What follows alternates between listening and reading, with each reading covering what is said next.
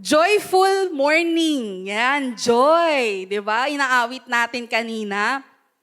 Kaya kailangan talagang madama natin ang kagalakan. Sa Tagalog po, kagalakan. Yan yung inaawit natin, no? Ang kagalakang nagmumula sa Panginoon.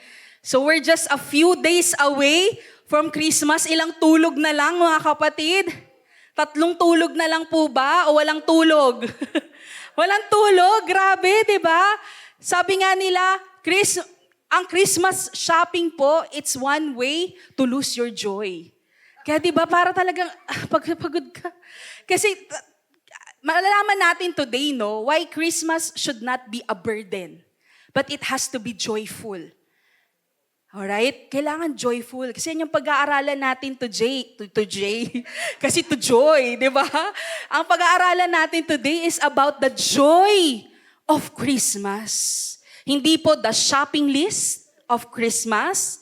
Hindi po the Noche Buena of Christmas. Busy tayo na kaya hindi na tayo joyful. Hindi na tayo makamake ng joyful noises kasi punong-puno tayo ng pressure at stress because Christmas is only few days away. Sabi ko nga, hindi na siya 3 days na tulog. Walang tulog talaga kasi di ba, last minute shopping, last minute palengke.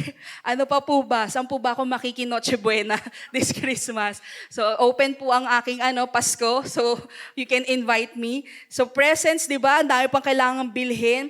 But if there is a single word that describes what Christmas is all about, and we're singing it, it's the little word called joy. Sabi mo sa katabi mo, joy.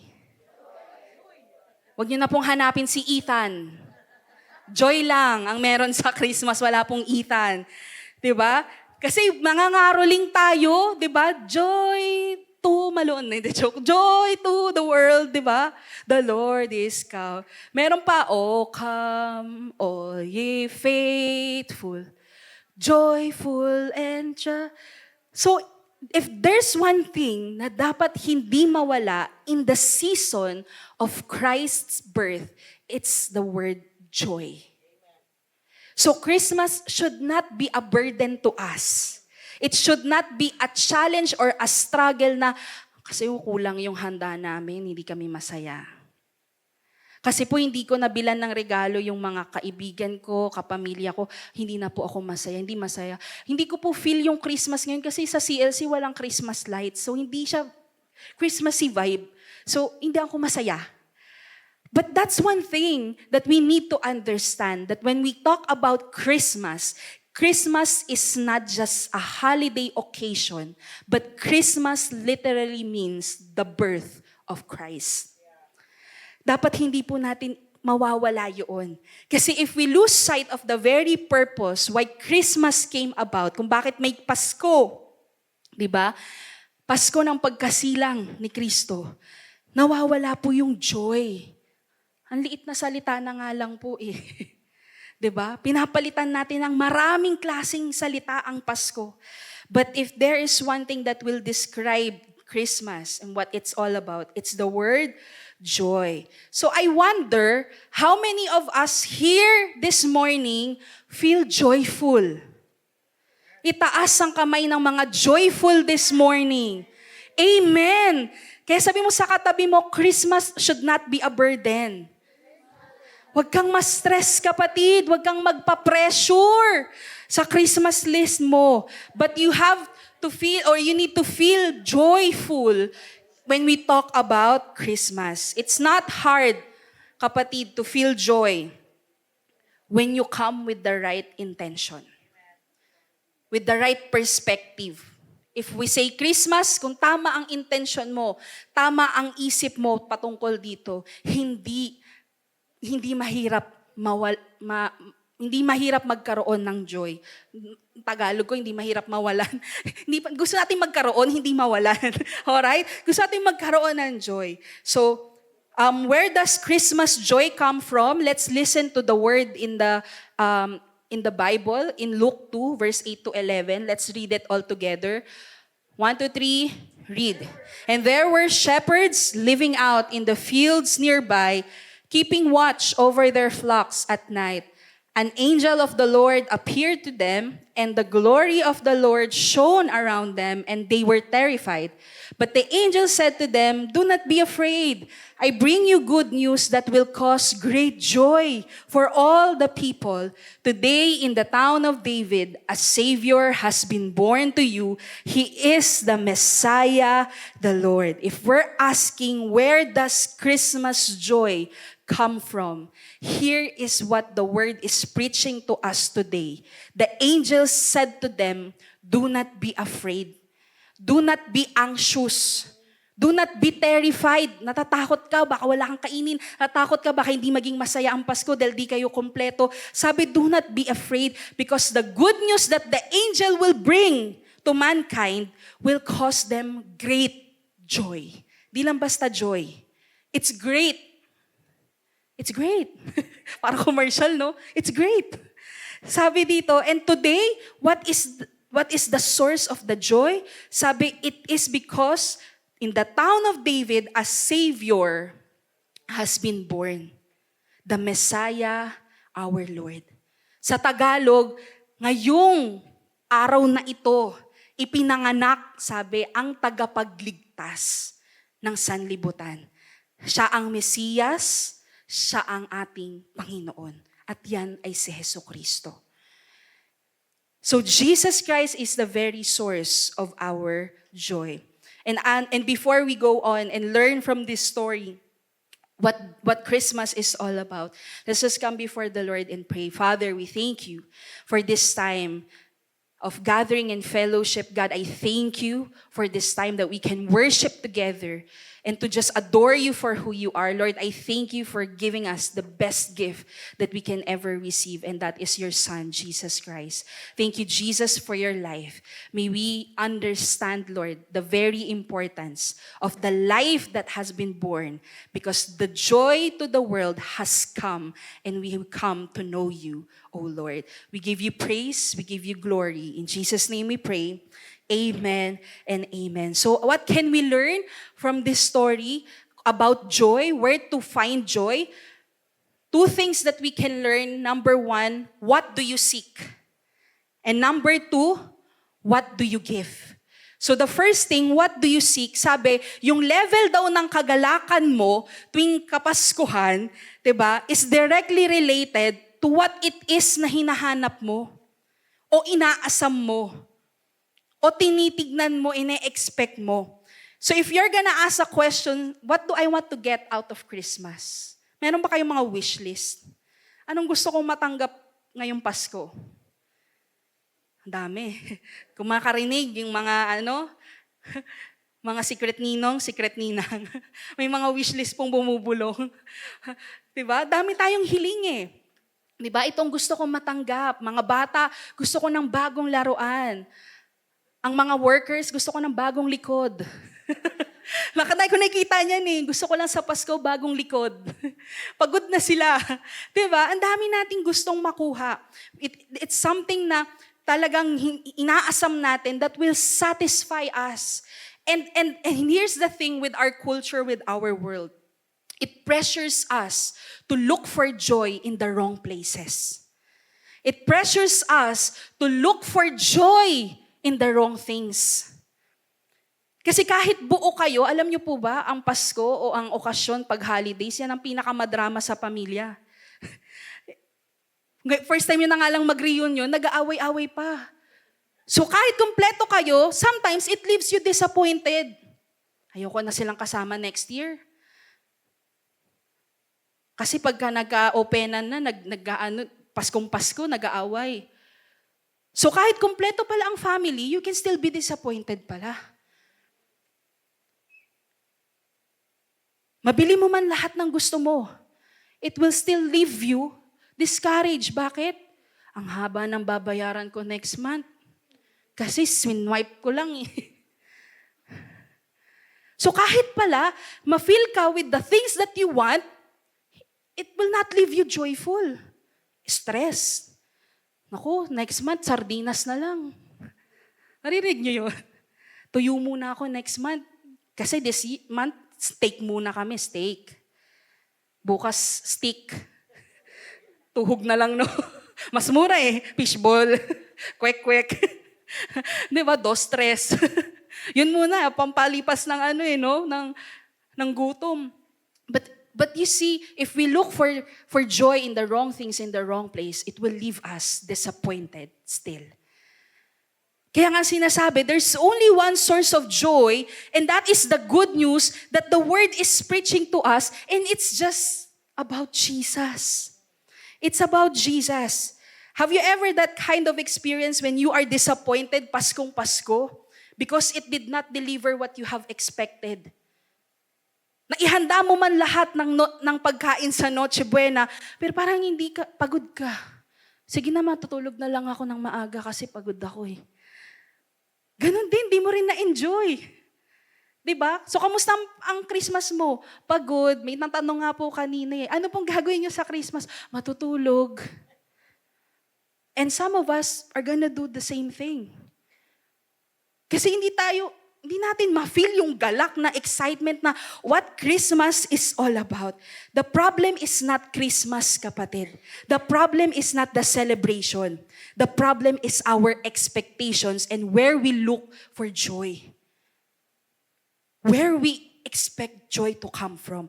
In Matthew 2, 1 verse 2, sabi po ito yung bago or after ipinanganak si Jesus sa sabsaban. Meron pong mga wise men, hindi lang po sila tatlo. Nakagisnan po kasi natin tatlong wise men eh, 'di ba? Kasi tatlo lang yung pinangalanan. Pero if you read that, marami sila from Asia, from Persia, lahat po from Turkey, nagpuntahan ng wise men. Sabi, after Jesus was born in Bethlehem in Judea, during the time of King Herod, yung Magi po, ibig sabihin Magi, mga grupo ng wise men. Grupo ng mga priest. Ayan. Pag sabing wise, di ba, marurunong na to, mga matataas yung posisyon. Sabi, they came from the east to Jerusalem and asked, where is the one who has been born King of the Jews? These wise men, they traveled miles just to seek Jesus who was born in Bethlehem. Wise na to Kung tutuusin, wala naman na silang kailangan. Nasa kanila na lahat eh. Yaman, karunungan, posisyon, authority, titulo. These wise men, they had everything. And yet, they traveled miles from east to Jerusalem at sinabi, saan dito yung pinanganak na hari ng mga Hudyo? Kasi yan po yung propesiya eh. That in the line of David, will come the ruler who will save his people. Kaya nga si King Herod, di ba? San ito? Kasi threat ito sa kanyang pagiging hari eh. So may bagong haring pinanganak, tatalunin ako, at siya ang magiging hero, tagapagligtas ng lahat. Kaya nga sabi, in the town of David, the Savior was born. And the wise men, wise na sila mga kapatid, they still make an effort to seek Jesus. And us, si Jesus nawawala sa Pasko. Sometimes we won't have time to say, thank you, Lord, for the celebration. Bakit ba may Pasko? Sabi nga, di ba, Jesus is the reason for the season. Hindi Noche Buena ang reason ng season. Kahit masarap po ang putahin ninyo sa 24. Sabi dito, where is the one who has been born King of the Jews? We saw his star when it rose and have come to worship him. The Magi show us how to increase our level of joy at Christmas by looking and searching for the right thing. What will give you the true joy? Joy na hindi pwedeng nakawin ng kahit sino. Joy na kahit may nag-aaway, nagkakagulo. Joy na kahit walang handang marami, masaya ka. At nagdidiwang ka. Sabi niya, sa verse 2, it tells us, they have come to see Jesus and worship Him. Christmas for them was an opportunity to encounter and worship Jesus. And it's the same thing for us, mga kapatid. Christmas is a remembrance of our Lord and Savior, Jesus Christ. It's a time to reconnect, to encounter, and for us to give Him praise. Kaya nga yung kantang, In excelsis Deo, glory in the highest. Glory in the highest. Glory in the highest. And that what should be doing pag Christmas, kapatid, to give praise, to sing songs of worship, and bow down before the King of Kings and the Lord of Lords. Hindi lang kasi basta sanggol yung ipinanganak eh. Sabi, there was a new king that has been born. The Lord has come. And He's the Lord of Lords. Ibig sabihin, walang makakapantay sa Kanya, mga kapatid. Why is it important to come to know Jesus, and what kind of joy will He cause to all people? Why is it important to encounter Jesus, to look for Jesus, to seek for Jesus? Because Jesus is the joy given to the world. Kaya nga, joy to the world, the Lord has come. The reason why we are joyful, because the Lord has come. That Jesus was given to us as a gift. He was given to mankind as a precious gift. So, ano bang mga regalo ang nakapaloob kay Jesus? Dadaanan natin to kasi ito lagi nating pinag-uusapan pag Christmas, di ba? Jesus is the greatest gift you can receive. Ano ba? Bakit siya ang greatest gift? Because Jesus is the gift of salvation. The gift of salvation. Kaya nga, hope is born. The greatest gift that Christmas brings is the gift of salvation through Jesus Christ. Kaya may pag-asa ang tao dahil ipinanganak si Kristo. Kaya sabi mo sa katabi mo, may pag-asa ka, kapatid. May pag-asa ka. Ano ba tong pag-asa na to? Pag-asa na mabago ang buhay mo, pag-asa na mabago, 'di ba, yung direksyon ng buhay mo.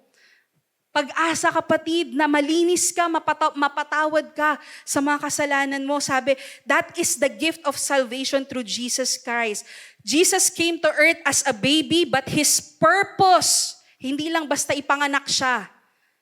Hindi doon nagtatapos ang purpose ni Jesus, na pinanganak siya. Ang purpose ng Panginoon, mula pagkapanganak niya hanggang sa kamatayan niya. His purpose when He was born was to die on the cross for our sins. That's salvation, kapatid. Bakit kailangan natin ng tagapagligtas?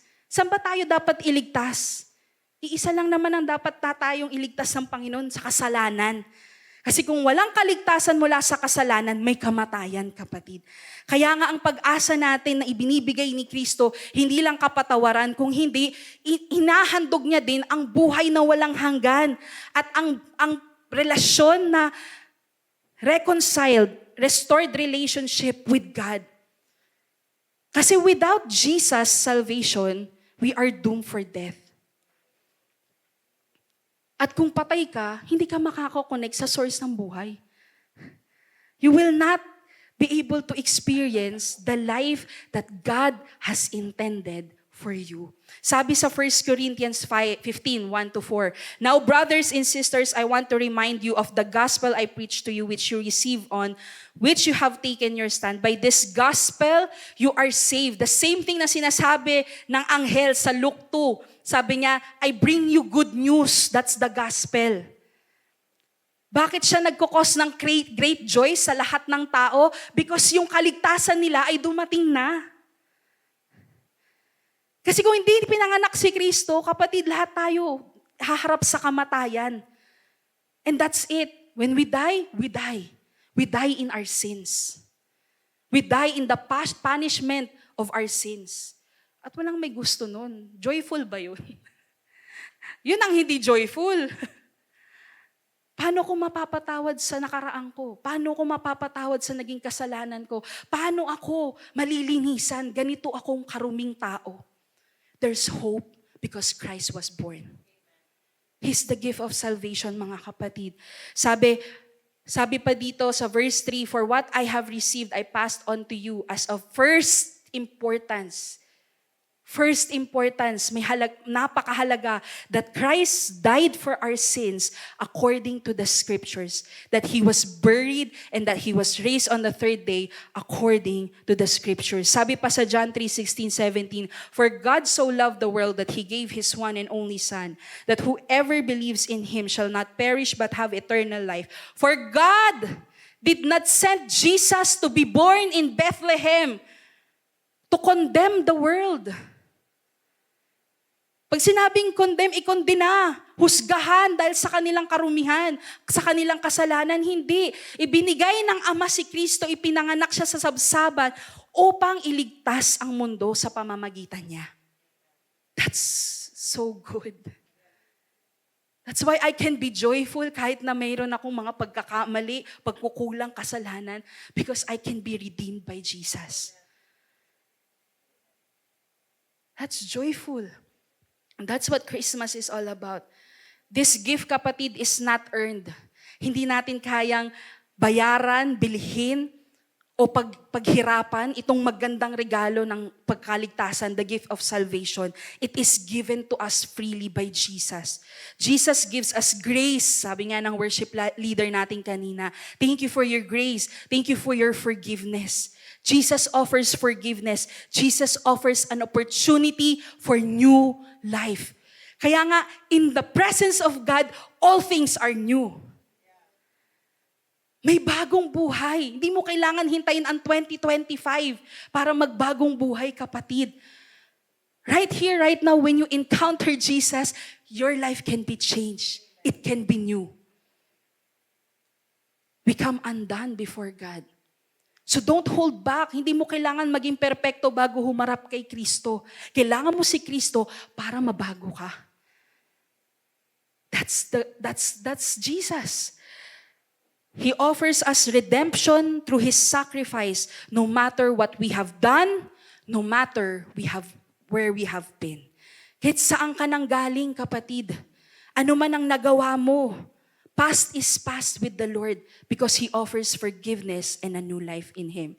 The second thing, why is it good news? Why Jesus caused great joy? Because He don't just give us a gift of salvation, but He gives us the gift of peace. Sabi mo sa katabi mo, peace be with you. Last Sunday pa natin yan eh. Yan, peace be with you. Kaya nga, peace on earth. Di ba kinakanta natin, peace on earth and mercy. Nangaroling pala. Nahalata nyo ba? Nangangaroling ako sa inyo today. Nangangaroling pala yung nagpipreach, no? Sabi, the gift of peace. Another incredible gift that Jesus offers is His peace. In Him is peace. We cannot separate peace from Jesus. If you don't have Jesus, you don't have peace. If you're not in Jesus, you will not be peaceful. Laging merong maaligaga sa isip mo, sa kalooban mo. Para kang laging merong nakukonsensya ka, parang may mali akong nagawa, parang meron ako. Di ba, walang kapayapaan, kapatid. Kaya nga, apart from Jesus, there is no peace. The gift of peace, the biblical concept of peace, does not focus on the absence of trouble. Yan hindi po tinuturo ng Biblia na para magkaroon ka ng kapayapaan, wala kang problema. Hindi po totoo yan. Kahit si Jesus humarap sa matinding problema, and yet, He remained in peace. So ano ba ang peace na ibinibigay nito? Sabi, you may have peace even in the midst of great trials. You can be peaceful even if there is chaos. You can be peaceful kahit may kakulangan, kapatid. May kapayapaan ka, hindi ka nag-aalala. There are two kinds of peace na itinuturo sa Biblia. One is objective peace. Pag sinabing objective, hindi siya base sa nararamdaman mo. Peace is peace. That's a fact. That's a reality. May isang peace na subjective. Depende sa pinagdadaanan mo. So yung sinasabi po na objective peace, yung fact talaga, that's the reality. Sabi sa Isaiah 53 verse 5, Jesus was pierced for our transgressions, He was crushed for our iniquities. The punishment that brought us peace was on Him. Kaya po daw pala nagkaroon ng kapayapaan ng tao, pagkakasundo, pagiging buo, sabi, by His wounds we are healed, because lahat ng kaparusahan sa ating pagre-rebelde, yan po yung transgressions. Pag sinabing iniquities, yung mga kakasalanan po natin, kakulangan, kamalian natin, iniquities. Ang Panginoong Jesus ang sumalo ng lahat niyan. Yan. That's God's purpose, remember? Hindi lang siya pinanganak hanggang kamatayan niya sa krus. Is God's purpose for all of us. Sabi, that is objective. So kahit ano pang maramdaman po ninyo, ano po pong pagdaanan nyo, hindi mawawala ang katotohanan that we can have peace with God. Ibig sabihin, kung may kasalanan, kaaway natin ng Diyos. Pero dahil kay Kristo, nagbati tayo. Kaya nga na-restore yung relationship natin sa Ama eh. Kaya nga pwede tayong maging kabilang sa pamilya niya. Maging mga anak ng Diyos. Dahil si Jesus ang naging magitan, para magkasundo po muli tayo ng Diyos Ama. Naintindihan po? That's objective peace. Yung subjective peace, sabi, yung base kung nararamdaman mo na pinagdadaanan mo, nalulungkot ka, nasasaktan ka, nagagalit ka, you can still have peace. Sabi, peace I live with you, my peace I give you. I do not give to you as the world gives. Yung klase daw po ng kapayapaan na kayang ibigay ni Kristo sa inyo, kahit ano pang pinagdadaanan nyo, kapatid, pwede kang maging payapa. May kaibigan ka or wala, at peace ka. Natuloy yung plano mo or hindi, at peace ka pa din. May nagkasakit sa pamilya mo, at peace ka pa din. So kahit magbago ang pinagdadaanan mo, magbago ang nararamdaman mo, magbago ang opinion mo, you can still have peace. At hindi natin pwedeng ihiwalay, kapatid, yung objective peace sa subjective peace. Bakit? We can never experience this kind of peace sa kahit na anong pagdadaanan natin kung hindi muna tayo ma-reconcile with God. Kailangan munang makipagbati tayo sa Diyos Ama. Kasi tayo ang may kasalanan eh. Hindi naman si Lord, di ba? So tayo ang magpapakumbaba and say, God, forgive me. I need your forgiveness. And through Jesus, we can receive that and we can be brought back to our relationship with God. Kaya sabi mo sa katabi mo, peace be with you. Peace be with you. The third thing is the gift of love. In Jesus is love. Ultimately, kapatid, Jesus is love. If you want to know the true meaning of love, look for Jesus. Encounter Jesus. Because if you don't know the love of Jesus, you will find the wrong kind of love somewhere else. Na kahit bigyan ka ng pag-ibig ng kung sino man nasa paligid mo, feeling mo, may kulang pa din. Hindi yan yung hinahanap ko. Because the love of Jesus is the only thing that can satisfy us, kapatid. The gift of love. Love came down. Christmas is the ultimate love story of God's love for humanity. It's sacrificial, it's unconditional, it's never-ending. It is the kind of love that reaches out to us, umaabot sa atin kahit hindi tayo karapat-dapat. That's the kind of love of Jesus. Walang sino man sa atin ang karapat-dapat sa pag-ibig ng Panginoon. Pero dahil iniibig ka niya, basta iniibig ka niya, inabot ka niya. Hindi ba good news yun? Ako magagalak. Iwan na ako lahat ng tao. Kung inaabot ako ng Panginoon, natitira ang Panginoon sa buhay ko, masaya ako. Kasi talikuran na ako ng lahat, wag lang ang Panginoon ko. Joy, sabi kapatid. 1 John 4 verse 9 to 10, this is how God showed His love to all people. He sent His one and only Son into the world that we might live through Him. Mabuhay tayo. Hindi lang sa hanggat gusto mo, mabuhay tayo kay Kristo. Hanggat sa gusto niya. Sabi pa rito, this is love. Not that we loved God, but that He loved us and sent His Son as an atoning sacrifice for our sins. Atoning sacrifice, naging handog siya, nakabayaran para sa ating mga kasalanan. Yan po ang pruweba ng higit na pag-ibig ng Diyos sa atin. Kung tatanungin ko po, kayo mga kapatid, kaya niyo po bang pagbayaran yung pagkakautang ng ibang tao?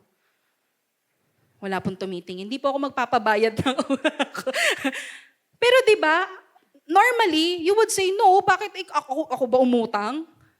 Ako ba may sala sa kanila? Ikaw magbayad. Pero Jesus did not say that to you, to me. He said, I'll pay for it. At anong pinambayad niya? Ang buhay niya. Sabi, He gave His life as atoning sacrifice for our sins. Ganong kakamahal ng Panginoon, kapatid. Kaya dapat hindi nawawala ang kagalakan sa'yo pag naaalala mo ang Kapaskuhan, ang kapanganakan ni Kristo. Kasi dumating si Kristo bilang pag-ibig na siyang pwede mong maranasan. The love of Jesus. This is how God showed His love for us. And in every Christmas party, in every celebration of Christmas, hindi lang tayo basta tanggap ng regalo.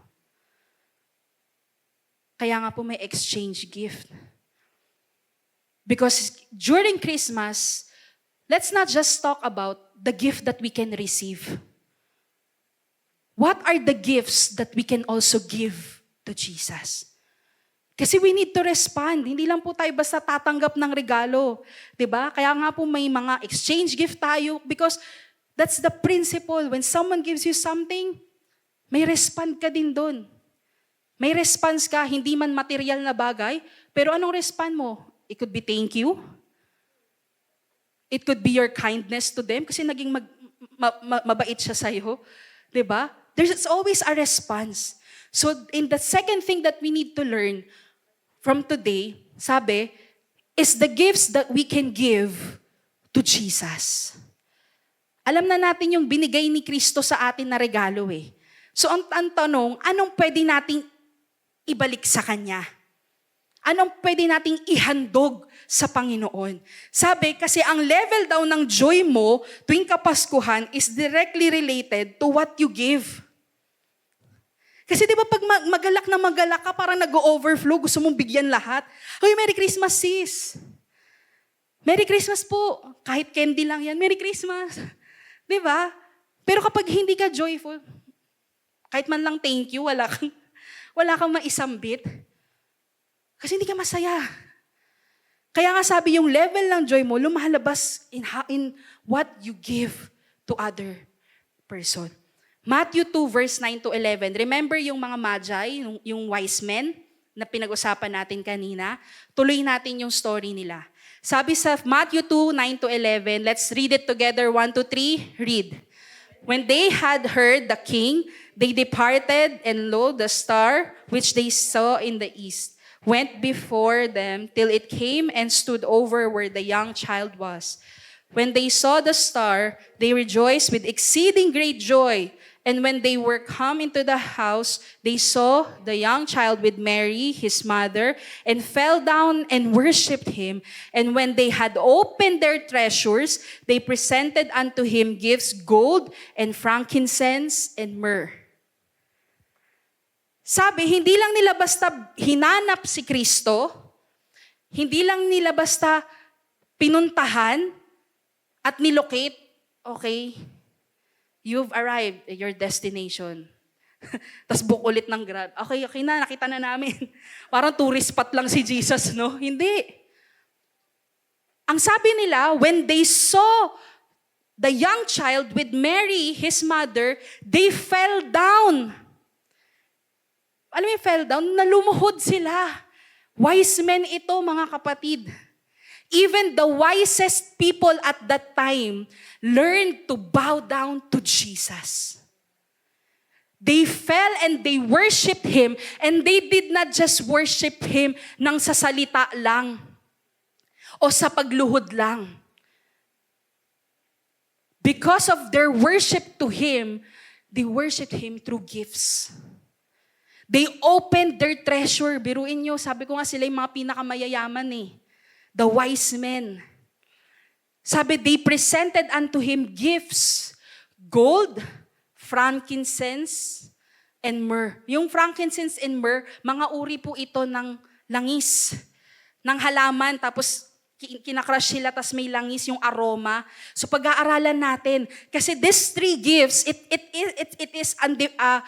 is something that identifies who Jesus and the kind of gift that we need to give Jesus.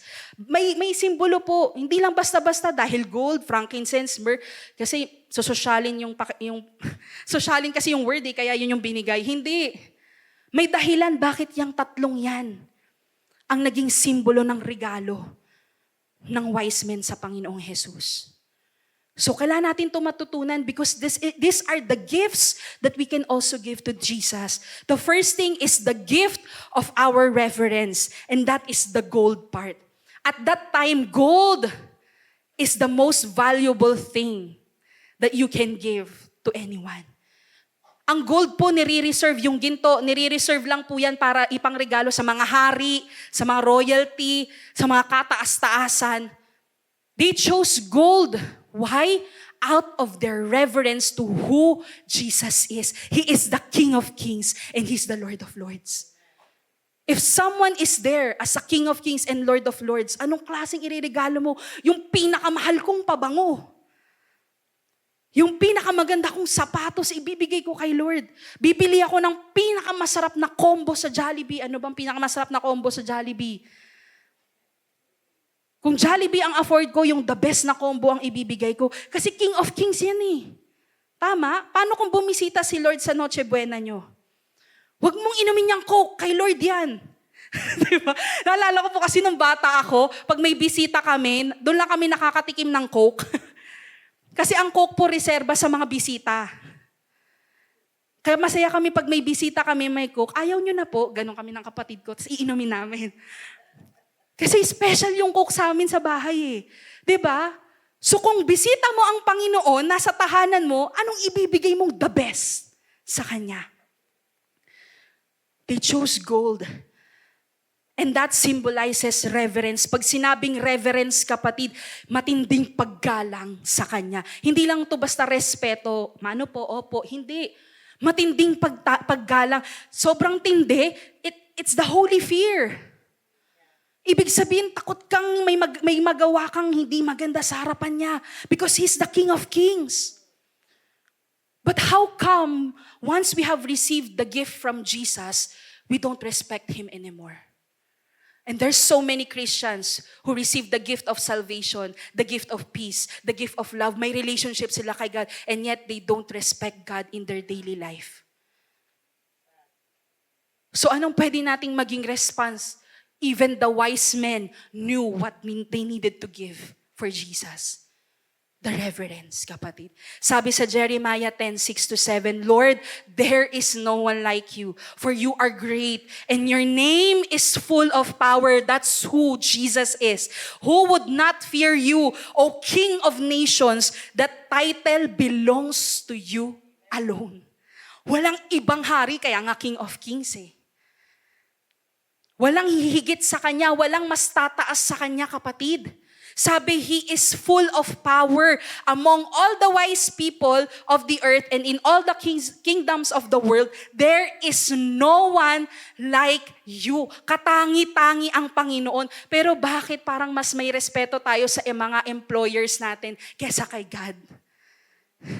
Mas natatakot tayo na baka pagalitan ako ng boss ko kesa mabigyan natin ng panahon ng Panginoon. Mas takot tayo sa tao kaysa kay Lord. Mas takot tayong hindi ma-please yung tao kaysa ma-please natin ang Panginoon. We're not giving Him gold. Maaring tira-tira. And the King of Kings do not deserve that. With all that He has given to us, kapatid, that the gifts that only Him can give, He deserves our gold. He deserves your holy fear. He deserves your deep respect. Pag sinabing respect, yun nga, Lord, kung hindi ka napiplease dito, hindi ko to gagawin. And sorry, Lord, forgive us. Because most of us were like that. I'm guilty too. Walang sino man ang ligtas sa atin. Kaya nga if we're not careful, ano bang niririgalo natin sa Panginoon? Look at that. Sabi sa 1 Samuel 12:24, only fear the Lord. Ang Panginoon lang ang katakutan mo. Sabi mo sa katabi mo, only fear the Lord. Serve Him faithfully with all your heart. For consider what great things He has done for you. Consider great things that He has done for you. All the kind of gifts that Jesus has given us freely, consider that before displeasing God. Before disrespecting God. Sabi pa sa Hebrews 12:28, since we are receiving a kingdom that is unshakable, let us be thankful. And please God, sabi mo sa katabi mo, please God. Hindi po ito yung magmamakaawa ka, please God, pambayad lang. Hindi ganun pong please God. Pag sinabing please God, yung, ano ba ang please sa Tagalog? Magalak ang Panginoon sa ginagawa mo, ganun na lang. Kasi di ko mahanap eh. O, di ba, nagising kayo. Sabi, please God, by worshiping Him with holy fear, with reverence and awe. That's how we worship, with holy fear. Sabi pa, hindi lang po gold ang ibinigay. The Magi, the wise men also gave frankincense. Ang frankincense po, it's a very expensive oil at that time. At ang oil po na ito ay ginagamit lamang for prayer and devotion. Ibig sabihin, ito ginagamit ng mga pare to anoint something, to consecrate something. Pag sinabi po yung consecrate, itinatalaga nila para sa banal na gawain. Yun po ang anointing. So kung inanoint ka ng Panginoon, tinalaga ka ng Panginoon para sa banal na gawain. And when they offered frankincense, they recognized God as God. Hindi lang King, He's also God. Kaya po tayo, ang pwede nating maibigay, wala naman ng frankincense ngayon, no? Hindi rin po Frankenstein. Kaya no to Halloween, walang Frankenstein. Sabi frankincense, what we can, franco lang meron tayo sa CLC, pero ang pwede nating ibigay, are devotion. Pag sinabing devotion, all that you are. Sabi sa Psalms 37 verse 5, give yourself to the Lord. Trust in Him and He will help you. He will help you, kapatid. This symbolizes our surrender to God, our submission of ourselves to Him. Kasi when we submit ourselves to Him, when we give ourselves to Him completely, we entrust to Him our life. It's really saying, Lord, I need you in my life. Kasi if we do not spend time with God, it only means you don't need God. Kasi nakalimutan mo nga siya sa oras mo eh. Kalimutan mo nga makipag-usap kay Lord through prayer eh. Nakalimutan mo nga makinig kay Lord through reading the Word.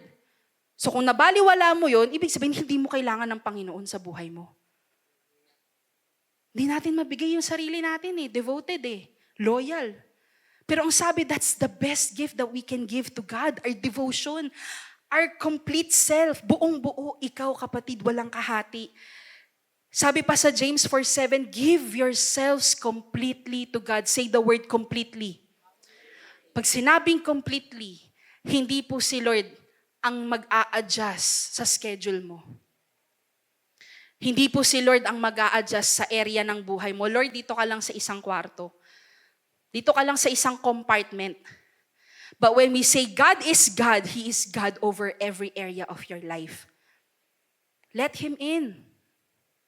Let Him be God. He is God. He can do whatever He wants.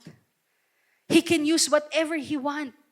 So when we devote ourselves to Him, when we give ourselves completely to Him, you're entrusting your whole life, your finances, your health, your family, your relationship, your ministry, lahat-lahat ng ikaw kapatid, your career, your business, lahat-lahat ng meron ka, you give it to God and say, okay Lord, I need you here. Do we still pray before we make a decision? Sometimes no, we pray after we make a decision. Lord, save mo ko dito. Nagkamali ako ng investment. When in fact, dapat in-entrust, sabi nga, trust. Give yourself first. Give yourself first to God. So as we offer our prayers, our devotion, our time to Jesus, we give Him the gift of a heart that seeks Him wholeheartedly. It's not about the quantity of our prayers, but the quality of our relationship with God. So ang tanong, kapatid, are you dedicated enough to seek God's presence every day? Sunday nyo lang ba kailangan si Lord?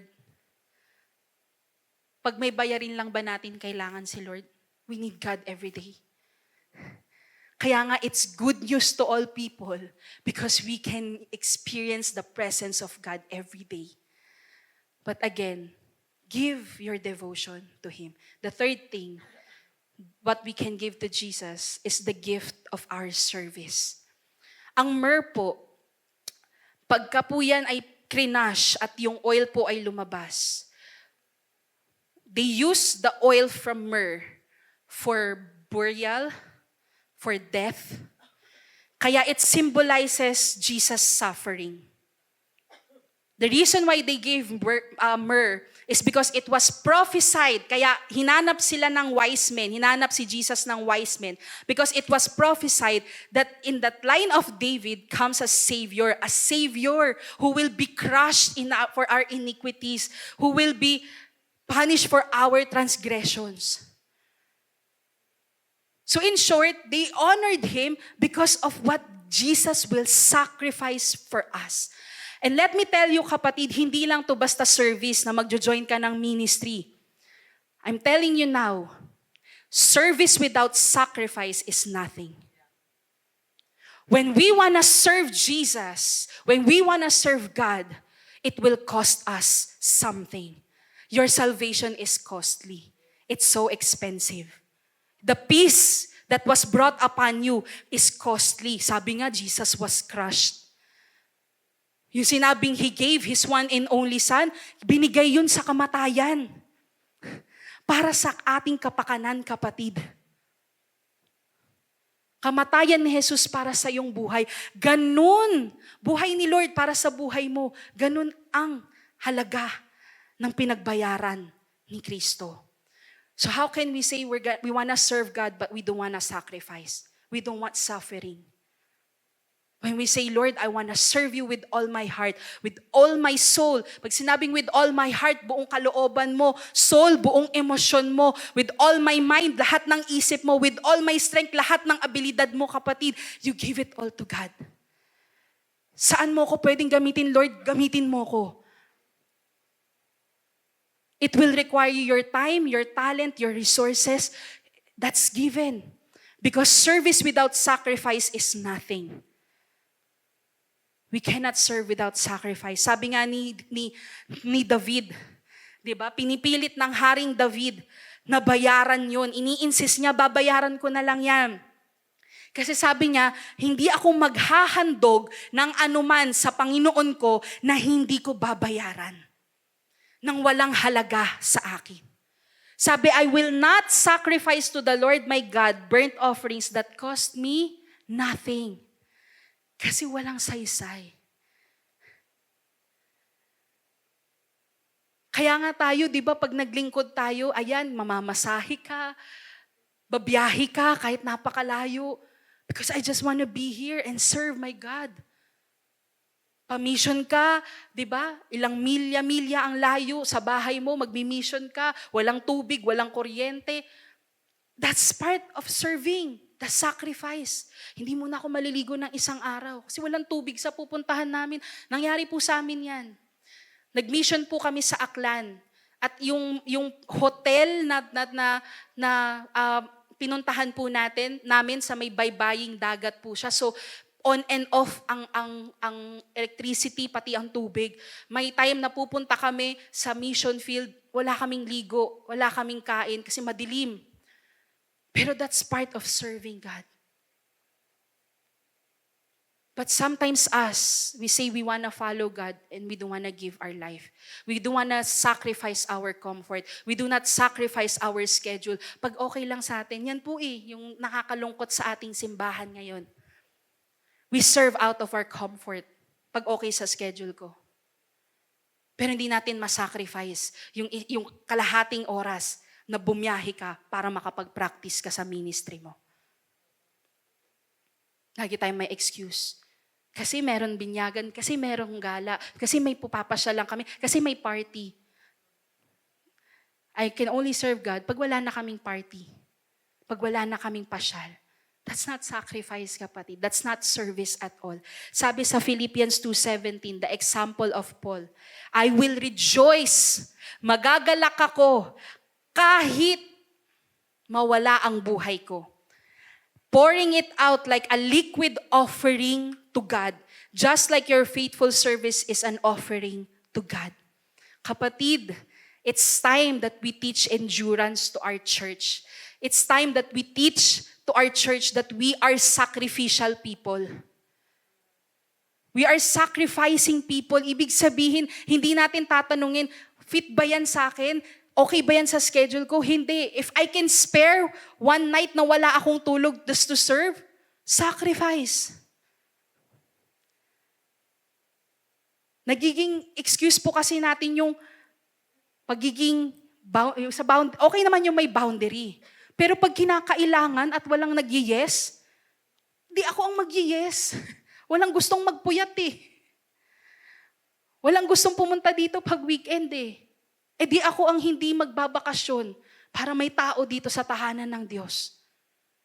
We need to learn how to sacrifice our time, our schedule, our plans. When we say, Lord, let your will be done. Lord, I will trade my schedule for your schedule. Dapat ganun, kapatid. Sabi nga dito sa Luke 9:23, if anyone wishes to follow me, sabi ni Jesus, he must what? He must deny himself, set aside your own interest, and take up his cross, expressing a willingness to endure whatever may come, and follow me. And follow me. So the best gift that we can give to God is our service to Him. It will cost us something to follow God, kapatid. Tanungin mo yung katabi mo, are you ready to follow God? The last thing, the gift of our surrender. If you continue on with the story of the Magi, once na nakita na nila ang Panginoong Jesus, once na nagbigay na sila ng regalo, they were supposed to go back to King Herod. Kasi yun yung sabi ni King Herod i-report mo sa akin. Para alam ko rin kung saan yung location yung threat sa akin Kompetensya ko yan Update nyo ako But the wise men, they had a dream and the Lord talked to them and say, wag na kayong bumalik kay King Herod. Mag-iba kayo ng landas nyo, ng dadaanan nyo pabalik sa east. And what did the Magi do? Sabi sa Matthew 2 verse 12, when it was time to leave, they returned to their own country by another way, by another route. For God had warned them in a dream not to return to Herod. When they heard God, they obeyed. And one of the best gift that we can give to Jesus is our obedience, kapatid. When we say surrender, ibig sabihin, my will is not my will, but your will is my will. Kaya nga, let your will be done Kalooban mo kaysa sa kalooban ko. Kasi ito may mga planong bumalik kay King Herod But they chose to obey God and change their plan. Kapatid, that's one thing that we need to learn. If we really want to respond to the goodness and the great gifts that God has given to us, one thing that we can do that is give our surrender to God. Sabi sa Luke 22:42, even Jesus said, Father, kung pwede lang, hindi ako maghirap. Hindi na ako masaktan. Hindi na ako dumaan sa cross. But do what you want and not what I want. Can we actually say that to Jesus? Lord, hindi yung gusto ko, pero yung gusto mo para sa akin. Sometimes we cannot give our surrender to God. That's why we are professed Christians, but we live in disobedience. We live in rebellion.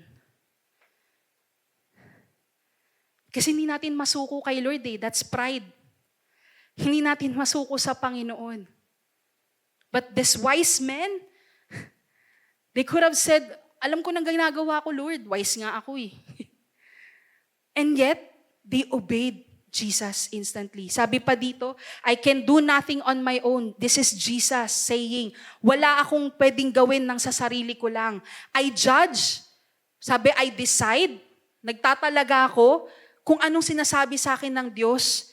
Kaya sabi, lahat ng hukom niya, hukom? Ng hatol, lahat ng hatol niya, sabi ay patas. Patas. It's just. Kasi, hindi niya ginagawa ang sarili niyang kalooban, si Jesus na to Hindi niya ginagawa ang sarili niyang kalooban, sabi, I carry out the will of the one who sent me, not my own will. Kaya nga lahat ng desisyon ni Jesus, lahat ng hatol niya, ng judgment niya is just. Walang batas sa fair. 'Di ba? Kung mabuti ang naging desisyon ni Jesus, walang against doon. So, John 5:32, it teaches us how to give ourselves in obedience. Now, the ultimate exchange. Ito nga yung sinasabi ko, kapatid. Christmas is not just about receiving gifts. Kaya sabi mo sa katabi mo, okay lang kahit wala kang matanggap. Hindi lang to basta sa may matanggap ka. But it's also responding to the greatest gift ever given. Kahit wala kang matanggap na regalo sa mama mo, sa papa mo, sa katrabaho nyo, walang bonus ang company nyo this year,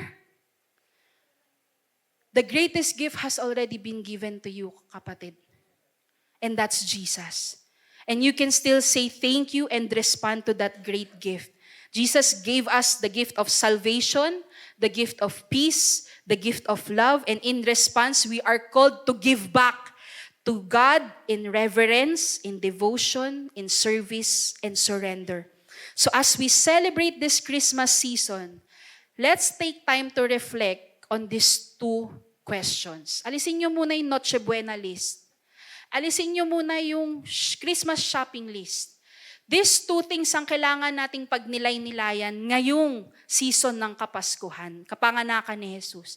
The first question you can ask yourself, what gifts has Jesus given to me that I am most thankful for?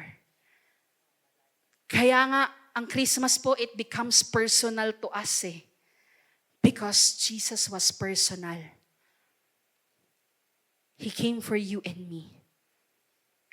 So anong natanggap mong magandang regalo mula kay Jesus na pwede mong ipagpasalamat? Kaya kahit wala ka nga natanggap, wala kayong handa, it's okay. Anong pwede mong ipagpasalamat pa rin sa Panginoon na natanggap mo mula sa Kanya? Pangalawa, what can I give to Jesus this Christmas to show my love and gratitude? Anong pwede mong ibigay at ihandog sa Panginoon na regalo para ipakita ang pag-ibig mo rin sa Kanya at pagpapasalamat mo sa Kanya? Dahil naging mabuti siya sa iyo, kapatid.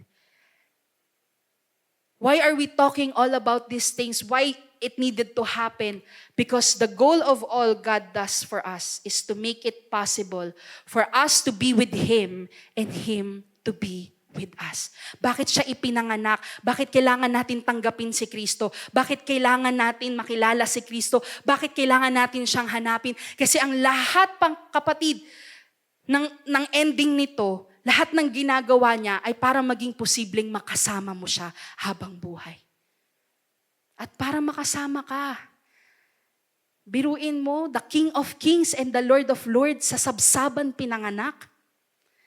Whatever it takes para abutin tayo sa ating kasalanan at karumihan, Jesus showed it for us. He came for you. Sabihin mo sa katabi mo, He came for you. He came for you. He came for you, kapatid.